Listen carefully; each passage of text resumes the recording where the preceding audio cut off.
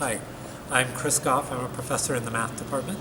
Hello, I'm Chris Alexanderson, a professor in the history department, and together we are team teaching a course this semester titled Ancient Arithmetic. It's an interdisciplinary course bringing together mathematics and history. Sometimes studying math in the historical context is a way for different students to access the mathematics. Maybe a traditional mathematics classroom setting doesn't work for them. So I've played a few reacting to the past games in my history courses, and it's a really amazing role-playing type of game, historical role-playing game, where you use primary source documents to sort of immerse yourself into a certain time and place in history. In our case, it was the trial of Galileo for heresy based on his description of how the sun, earth, planets, and everything moved.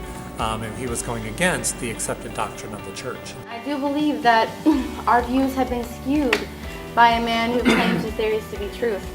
And the stuff that we know to be true is stuff that we can see with our own eyes and our own senses. And that's what he describes as self-evident evidence. Yes. Everyone's given a particular character to play, and they have receive a role sheet, and they have certain objectives in the game that they have to try and accomplish.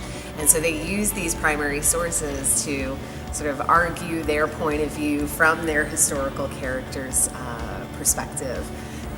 They did seem to grasp the arguments that were being made. They stayed true to the time period. And then I was also struck by how modern some of the discussions were. Like, I feel like we're still having some of these debates about the role of the church, the role of science, things like that in the world today.